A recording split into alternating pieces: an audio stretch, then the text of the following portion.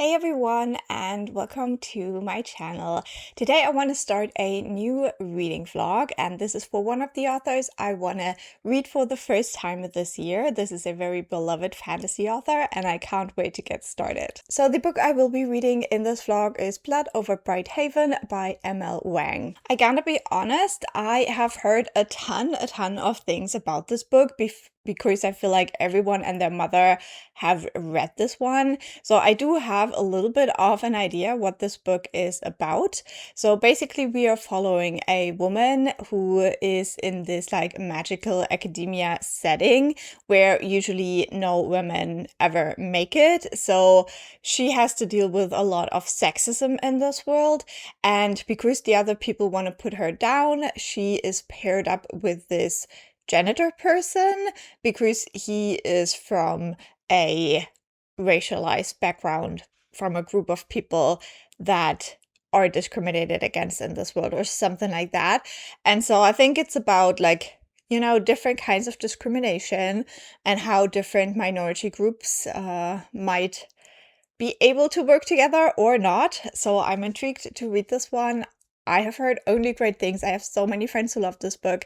I really hope I will love it too because I don't want to let my friends down, but I have a feeling that I will love this one, but we'll see. As I said, this will be my first time reading Wang, but if I enjoy this one, I will definitely go and read Sword of Kaigen in the future as well. So the way these vlogs work is that I will always update you after 25%. So when I'm a quarter through the book, halfway through, 3/4 through, and then when I have finished the book, so we can discuss it as I go along, and I hope in that way it will feel like we're reading it together a little bit. And also, I will try to keep this spoiler free. Now, I will talk a little bit about things that happen, but I will make sure that I'm not spoiling anything from this book. However, I might do a dedicated spoiler part at the end of the video that will be clearly marked in the chapters as well. So just make sure when I say I'm going to talk about spoilers and you don't want to be spoiled for this one, you click out of the video. I think that's all I have to say for this intro, so let's get reading.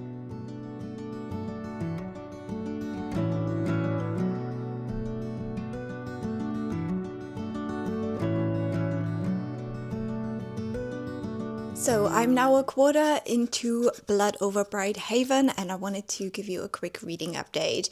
So far, my reading experience with this book is a little bit mixed, but let me first tell you what this one is about. So in this book, we're following an academic called Sayona, and she really wants to become a high mage.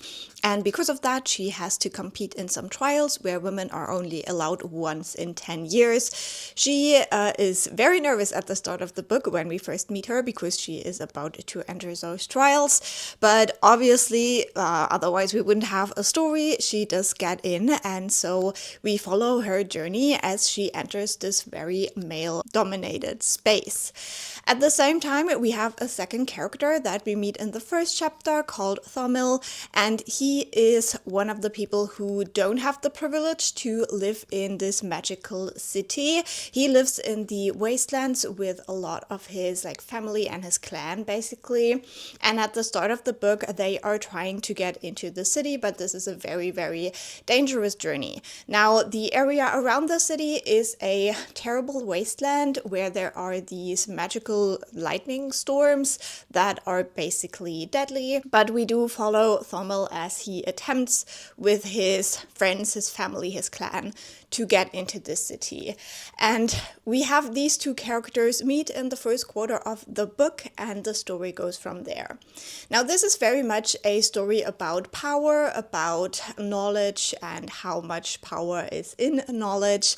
And it's also a story of discrimination, because on the one hand, we have the sexism that Sayona has to face in this mage world, and then we also have the racism that Thomil is facing because he did not grow up in the city. He's what they call Gwen, so basically like an ethnicity of people who live outside of this city. But because the living conditions outside of the city have become so harsh, more and more of these people are starting to try to get into the city. And so they are kind of building this like lower serving class, and they are looked down upon. There is terrible stereotypes and prejudices against these people.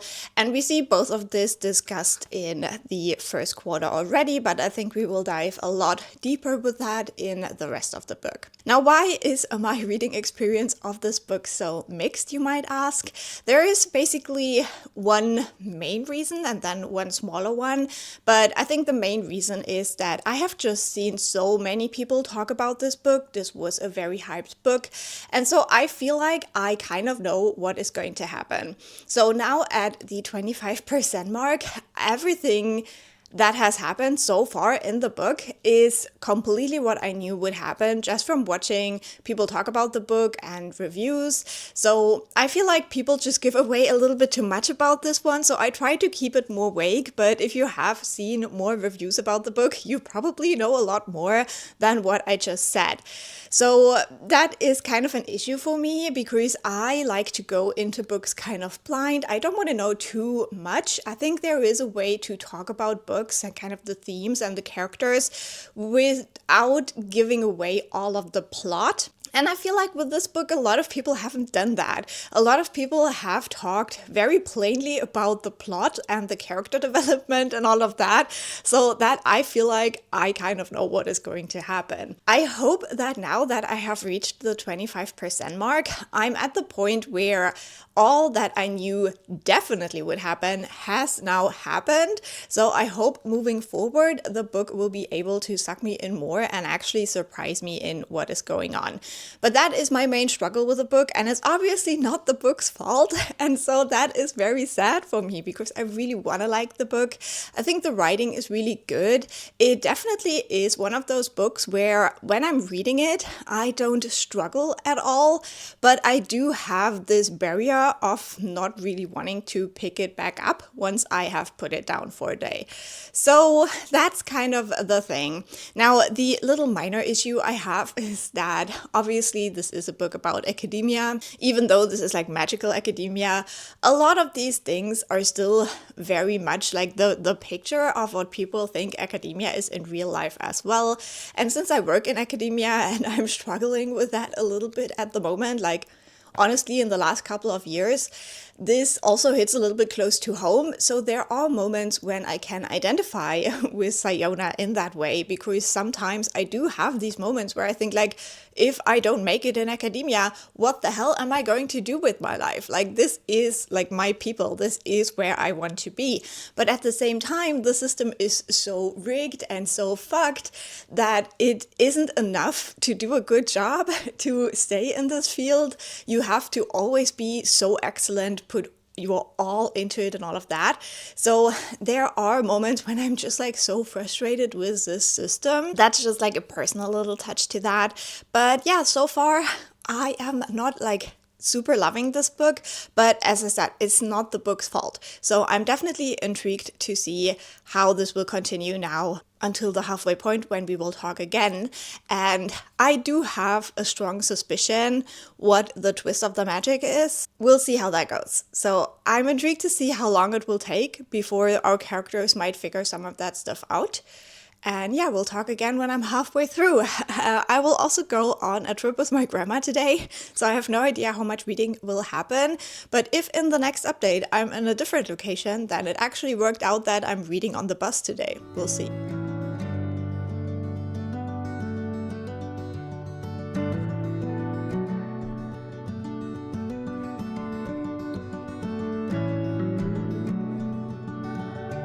So as promised, I am in a different location for this update, and as promised, I managed to read the second half of A Blood Over Brighthaven during our journey yesterday. We did have a little bit of a delay, and then when we got to the hotel, the internet isn't working, so I even read a little bit more. I guess the universe is really telling me to read my book. And I have reached the point now where we have the reveal for the magic. Now, the thing is that it is is exactly what I thought it would be, and I think it is like super, super obvious. So I tried to talk to some of my friends, and they mentioned that they also found it to be completely obvious, and that for them it wasn't so much a twist as just a reveal. And I still feel like it was too heavy-handed in the beginning. Like, yeah, I don't know, like if you really want to feel with the main character all the betrayal she's feeling right now and all of that, I feel like if you know the whole time or have this like super, super strong suspicion, you can't really feel with her. And same with our other main character. And so I feel that barrier now, because like I'm like, duh, and they're like completely shocked. So for me, the balance just isn't there with this topic. However, that also means that I have now reached the point where I don't know what's going to happen next. And I guess our characters will have to deal with their feelings, their thoughts. They will probably have to find a way to get back together and to work together again and to do something about it, I guess. So we'll see. But I'm glad that I have now reached this point where I'm like, okay, now I'm ready to go. Now I'm ready to see what this book is actually doing.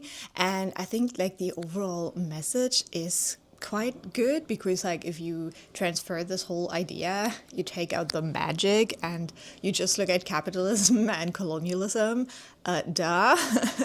But yeah, we'll see. So yeah, I'm glad that I made it through this part, but my feelings so far haven't really changed. I think the reason why I got to read that second half yesterday is because I was just stuck on a bus. I don't really have to say too much else. I'm not quite sure how I feel about the kind of romantic angle with the characters. I don't know if that will develop into anything. So far, it's just like vague mentions that they think each other hot or pretty or whatever, but obviously they are absolutely not supposed to be together. And I think for me personally, I would say this is not the thing to focus on, so I don't think the book will. But yeah, I'm intrigued to see how that will continue. But as I don't really have like a ton of feelings, maybe just like one more thing. When we have the reveal, our main character, she does this like little experiment to see whether what our other character says is real. And if that is what you think is happening, that is the most unethical thing you can do. Like, why? Why? I was really, really frustrated with our main character at that point, because that is not academia what you're doing. That is just unethical BS. So yeah, intrigued to see where it goes from here. I think the halfway point is definitely now the like very pivotal point for the story, and I will keep you updated.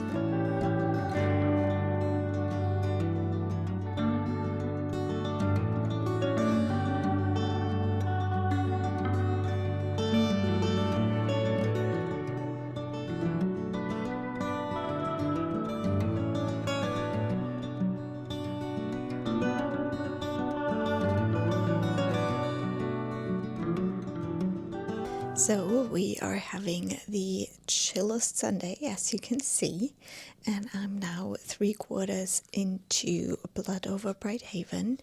We'll see how long the cat will tolerate me talking. She doesn't really like it when I film, so I try to speak a little bit quietly in the hopes that she will stay here. Now I came back from my trip. I spent about 6 hours on a bus and I did not pick up the book a single time. The spark still isn't really sparking for me, to be honest. I am trying to enjoy the book, but I think this genre just isn't for me. I have like similar feelings that I had for Babel as well. It's just that I feel like the thematic work is just kind of overriding the stuff that I like in a fantasy book, which is mostly like the character work. And I'm not saying that these characters aren't interesting. I think they could be. It's just that they're, yeah, as I said, she really does like this. It's just that they feel overpowered by the like thematic elements of the story. And I just wish they wouldn't feel quite so like cookie cutter character in a way, because you can really feel that as characters, they're just supposed to serve the plot of the book. And that's just a little bit sad to me. I just feel like these characters deserve more. And I had mentioned in my previous update as well that the kind of like romantic stuff we are seeing is not quite hitting for me, and this seems to be developing more. So we'll see. I'm not like the biggest fan of that. I feel like if we had worked out the characters in a better way, then we wouldn't need them to have feelings for each other. And I don't know, it all feels a little bit unbalanced for my taste.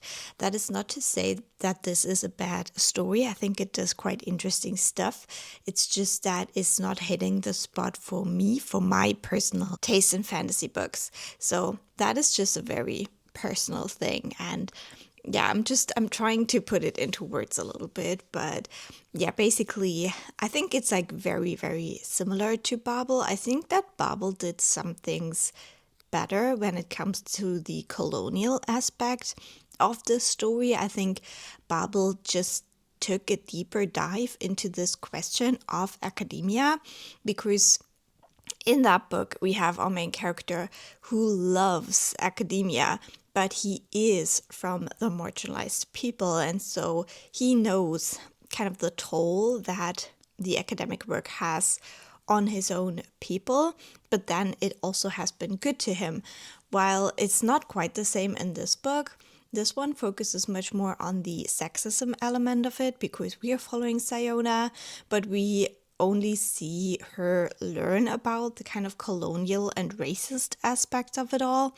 And so I feel like it just can't go quite as deep with this exploration. So Sayona doesn't really put up a lot of a fight, and because of how dramatic this is, she doesn't really have that choice. I feel like Babel is just a little bit more, I don't even want to say it, but it's a little more subtle in some aspects, so that the fundamental question that the main character deals with just feels a little bit more realistic. While in this one, it just feels so traumatic that the main character can't really struggle in a way. And that also leads to the characters being extremely black and white. And I just feel like it loses some potential there, because that's not how the world works. Like obviously there is like black and white people in the moral sense, but not only those. And I feel like we only know about those in this book. So I'm intrigued to see how the story will end now and how the last quarter will go, because this book for me is lacking a lot of nuance, I think. And that is very sad, because in that regard, it does remind me of Kwang a lot. And I had hoped that this would work better for me, because I thought it would have more of that nuance and not be quite as heavy on the themes. And it's not. And so for me personally, this is not like a super fun experience. Like I'm literally kind of forcing myself to pick this book up and read it, because it's just not my kind of fantasy. And the ridiculous part is that I'm currently listening to Road to Ruin by Hannah Lee. And this book has interesting similarities, while the kind of subgenre of fantasy is completely different. And Road to Ruin is so much more like kind of an adventure story, but we still have so much of a similar setup with like magic that has deep and dark secrets, kind of a magic that leeches from the world. And we do have kind of like characters trying to make it in this world and trying to figure out the secrets of this magic. We do have extremely sexist societies in that book as well. And we have a very, very important, knowledgeable, very powerful mage woman in that book as well. But they deal with the whole situation so differently. We have so much more kind of character work, but also messy relationships and the characters are, for the most part, varying shades of gray, and that is what I enjoy and what I have fun with. And while it is not quite so concerned with the colonialist question, I guess it has a little bit of a different kind of racism that is portrayed in a way. I feel like it still hits kind of similar notes, but like completely different story, completely different storytelling. And I'm enjoying that one so much more. And that is just a little bit sad. But it also shows me that, this is just, it's just not my kind of genre of fantasy. This whole like dark academia, post colonial kind of setting, I guess, is not really for me, even though I think it is important. But it's just not, it doesn't tell the kind of stories that I enjoy, it seems. So that's a little bit sad. I will still, at some point, give Katabasis a try. But I think it will be quite different as well. So we'll see. But yeah, for now, I have to read the last quarter, and then I'll let you know what my final thoughts are. But I have very little hope that something dramatic will change now. So we'll see.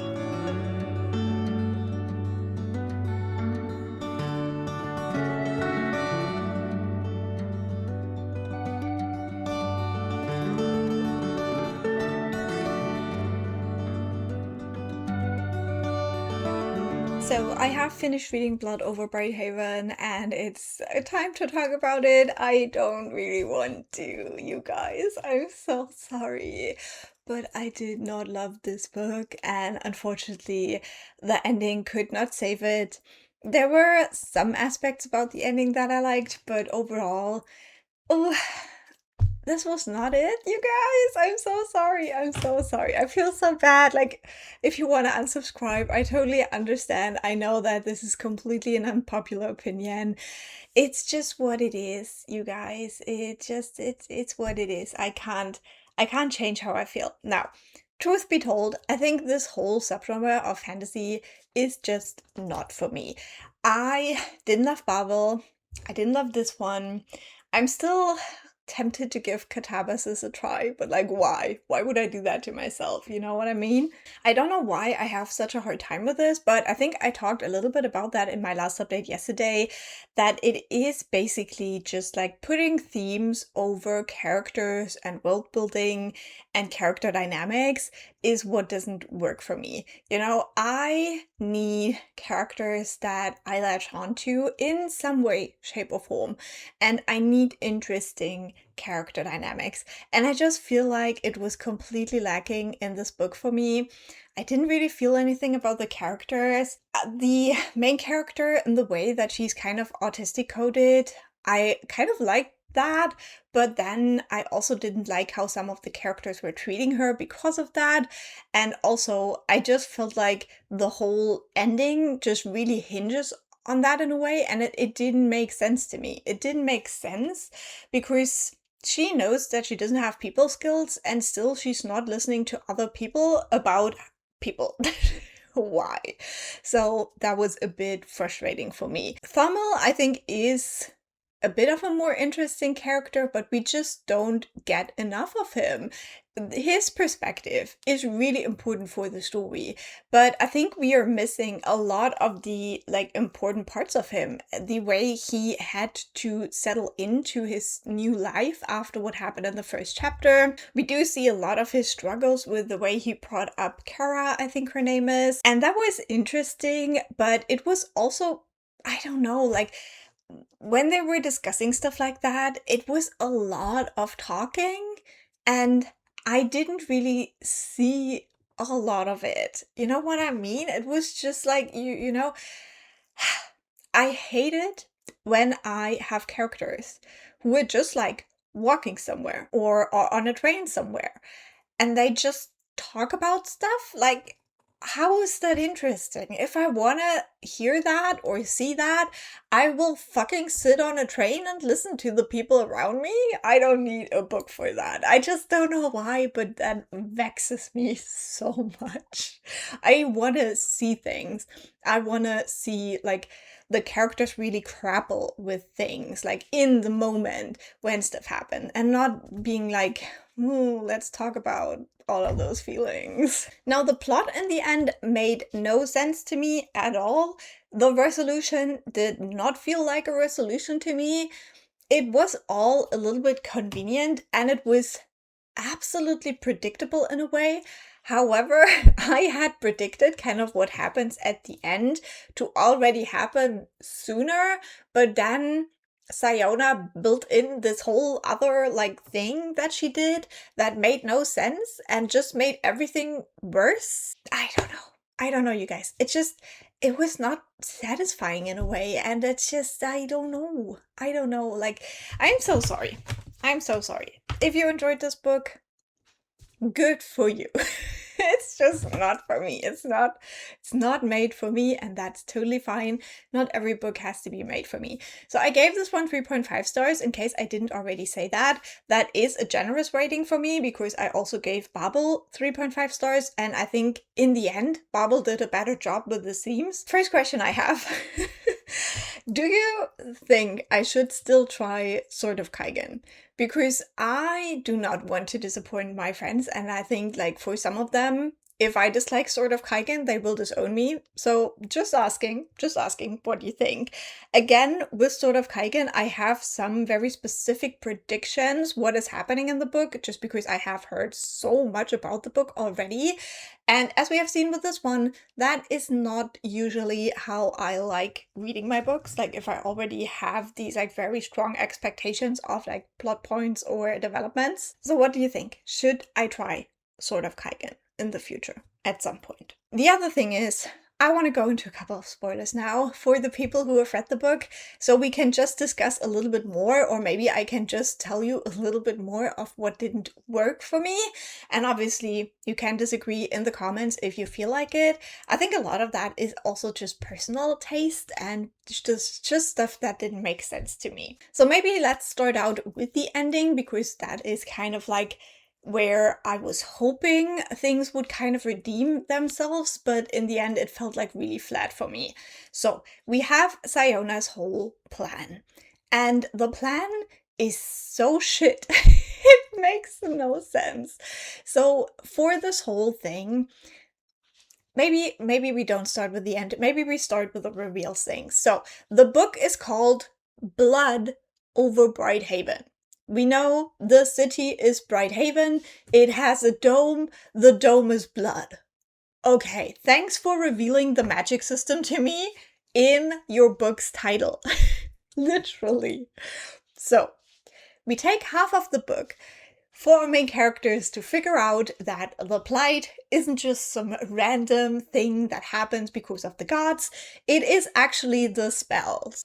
Once we are in the trial for Sayona to get into the thing, and she starts talking about mapping, I'm like, okay, mapping, world. So obvious. It's so obvious. It killed me. It takes our characters almost half of the book to come up to that point, which is not their fault. Just like all of the stuff beforehand was so heavy-handed, and as I said, just from the title and like people explain like kind of the first premise of the book, I already knew that that was the thing. And once you see like the spiral siphoning stuff, it's so obvious. Oh, it killed me. Now we're at the halfway point. Sayona figures it out together with Thommel.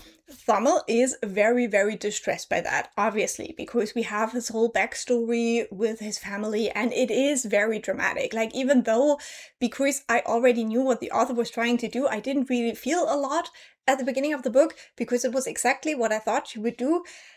It is dramatic. Like, if you just take it at like face value, it's so terrible what happened to him. Sayona, on the other hand, is still very much stuck in her own head, and her world breaks apart in a different way than his. Now, Here's the first thing that I found extremely frustrating about this book, and that is the theological explanations for things. So we have this whole religion that kind of has like two types, like the Leonites and some other version. And Siona is a Leonite. So she basically thinks that this Leon guy was like the Messiah. He brought the magic to this city, he built it, he made it perfect. However, what we learn throughout the book, and what in my opinion is not discussed enough at all, is the whole idea that he only stole the concept of the magic from this Quen people who then had to suffer the consequences of the magic for centuries. The whole religious idea of that, as well as the whole stealing idea of that, were so underdeveloped in this story.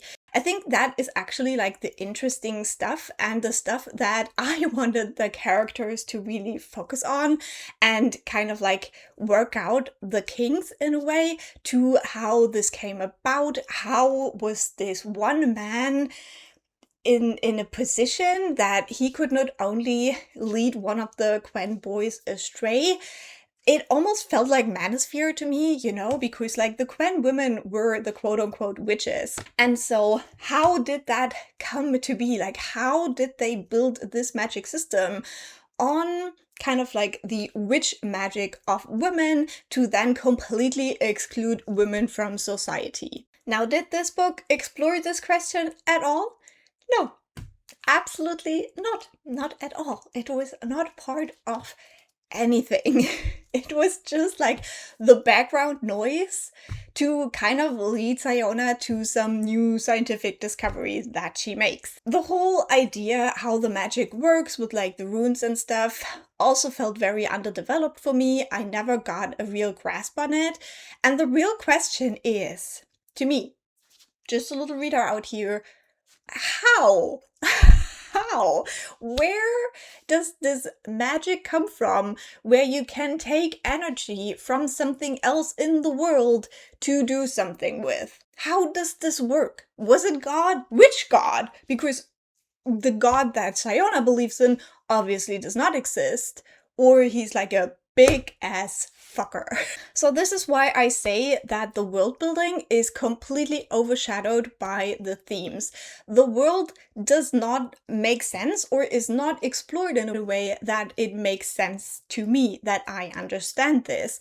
There is no like real depth to this idea of like the Quen women having this witch magic that they use for like small things, so they would only ever use a little energy basically that they suck from something, and not like the huge amount of energies that the city needs. But still, it seems a very, very weird kind of magic to exist and to be discovered. And as I said, it just doesn't make a whole lot of sense to me. Okay, so we have that whole thing, and then we have our characters kind of reacting to that. And what I found very frustrating about Siona in this way is that she thinks she has to do everything on her own, which doesn't make sense, and she's trying to unlearn it, but not really. It's very performative because she doesn't listen to her aunt, she doesn't listen to her cousin, and she doesn't listen to Thommel. So what is she even doing? Nobody knows. She least of all, I guess. So that was like a really frustrating bit for me. I liked her in the beginning because, yeah, you can be super focused on your work and you don't have to know the baker's name. It's okay. I don't know the baker's name. I don't care about the baker's name. But once she unravels all of these things, I don't know, like if I put myself into this situation, the question I would ask myself is, how do I bring this system down? And it's not what she's trying to do, and I do not understand why. Instead, what she is kind of trying to do is prove that people would care. And it doesn't fit into her character because she doesn't really care about people. She thinks in the system, in the magic. So how do I use the magic to bring this unjust system down that is literally killing people? That would be the kind of thought process that I would expect from a character like Siona. Instead, first of all, she goes back and she finds out that basically all the high mages know. And that's okay. Like, I can see that she would be like, hey, these are people I have looked up to, so I cannot believe that they all know this and they haven't told me and they're all fine with this. Like, that part I understand. But once she gets it, and she really gets it, I thought, now we bring down the system. That's what I'm here for. I want to see this city crumble to the dust. What does she do instead? She I can't even talk about this, but she just kind of like, in a way that nobody would ever understand, uses some kind of spell that will again take a ton of energy, kill a ton of things, to make her little mirrors so that people see where the energy for what they are using is coming from. Now, that is very violent stuff. There is children in this city. Does Siona ever think about that? No, absolutely not. I don't think she even knows that there's children in the world. Apart from that, obviously it completely backfires because people are horrified, but they don't even understand. Like, if you consider this thing, like, yes, she has been in her like magical studies for I don't know how many years, and she understands how everything works. And obviously she doesn't have like the skills to really imagine how people think that are not like her. However, I mean, imagine if you use your tap water and you just have this little screen above and you see a desert. Would that make you stop use the water? Probably not. You would just be confused and think like, why am I seeing the desert? Now, this might not be quite as harrowing as the whole like siphoning animals and humans part, but it still doesn't make any sense that that would really connect in people's minds, that this like abstract kind of energy I'm using right now is taken from like over there hundreds of miles away from a rabbit. You know what I mean? Like, why would that even change anything? Not to speak of the fact that the people would have to understand what that image is in the first place. And that doesn't make sense because they never see mapping spells like that. So why would they understand that? They're just suddenly surrounded by like little monitors showing them horrific things. That is what she's doing. And it frustrated me so incredibly much. And then we get to the ending where, you know, they siphon the whole like mage assembly thing and kill all of the ruling class of the city, basically. And I thought, this is where we bring the system down. This is where we destroy the shield and, you know, have people just live their lives in the world that is around them again. No, she did the expansion thing. She expanded the dome with that. For what? For fucking what? It makes no sense at all again. Because like the dome needs the energy from the spells. It will just continue on. Like, yeah, Siona's dad, Thummel, is somewhere out in a cave with his new tribe. But the city is just gonna continue on existing. And even though all of the like high mages are gone, it's not like they can't rebuild. They still have all the books.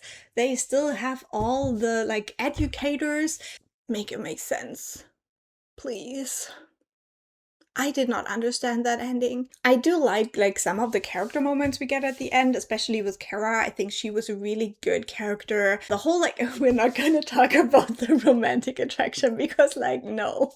What was this? I know I'm sounding like so negative right now, but I think that yeah, there were just so many things in this book that just made no sense to me, and I honestly had to force myself to pick this book up in a lot of the moments. I wanted it to be done. I really forced myself to the ending because I wanted to finish this vlog, and it was not for me. And I gotta be honest, like in the end, when I had finished the book, I was also asking myself what the themes really were in this book, because you could probably talk about a lot of things with this. Like, you have the whole like indigenous people treatment of refugees, you have the whole sexism of this world, you have the idea of using more resources than your planet can actually give to sustain your society.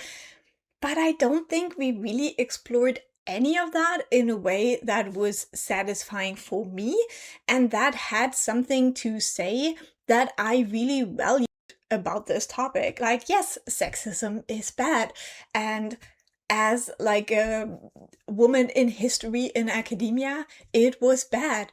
And probably a lot of people stole your research and stuff like that. We know about that. I can read nonfiction books about that. And still, a lot of what is going on in academia is pretty bad. I know, I work in academia. I have done that for 10 years now. And so I think if you really want to explore academia, there is like so much more you can look at instead of the sexism that especially existed in like the Western academia if like 100 years ago. Maybe that is more relevant to like other areas of the world, like where this is still the case right now. But I don't know if like really academia is the thing to focus on in that regard. I don't know. I don't know. The other thing, taking away the sexism, the whole like refugee situation is terrible, obviously. And we are still dealing with refugees in a terrible way, especially if we consider that most of the Western countries profit off of things that create those refugee crises that even lead to people having to leave their homes. But what does this book say about that? Like, I found it really hard to apply to stuff that is going on right now. And, you know, if I look at things, for example, if you order a lot of food and you have all of these like delivery drivers that are often like immigrants or refugees, because those are the kinds of jobs that they can get, it's so easy to see how we are still exploiting these people and how we are creating an underclass of people that are immigrants and refugees that do the dirty work for our societies. But is that an academia problem? No, this is a society problem. So I still don't know if the book really had too much to say about that. That was like new or that was like really eye-opening. Then we have the whole like resources kind of environmental angle to this. And I think this was the least explored in a way because it is so abstract. And I think one thing that isn't really considered in this book that applies more to what we can see right now is that we do have technologies that would at least lighten kind of the load that we put onto the earth. We do have a lot of like green energy situations that might not be completely great. Like, we might still need, I don't know, like minerals that are rare and stuff like that to create stuff like to soak up sun energy and whatever. Like, I'm not I'm not an expert in that, so I'm not saying like green energy will fix everything, but there is at least an option. In this magical world, there is not. The only way the magic can work on this big scale is by destroying. And so I was lacking the nuance, and that's the thing. And I think that is also what I said yesterday in my update. I'm completely lacking the nuance in this book. The characters completely black or white. They're either completely evil and they're trying to rape you and they don't respect you because you're a woman or because you're a refugee, or worst of all, you're both of those things at the same time. And then you have kind of the good characters, and really, who is that? Kara, Thommel, and a little bit Sayona. And that's it. Like, all of the other characters are basically evil because they're okay with this world. And I was just lacking the nuance. I think that, yeah, it didn't do the topic justice. And I'm not doing the topic justice either. However, I have talked for a very long time now. This video is going to be ridiculously long, and I'm so sorry about it. So if you have made it to the end, definitely let me know what you think in the comments down below. I know a lot of people love this book, and I don't mean this to like talk down on you or anything like that. It's just that it didn't do anything for me. Like, I wanted this book to be great, I wanted to love it, but it just didn't happen for me. So I hope you're okay with that. And I hope I could make it at least a little bit more clear why it didn't work for me. And yeah, with that, I think I'm gonna let you go. I hope you have a lovely day and I'll talk to you soon. Bye.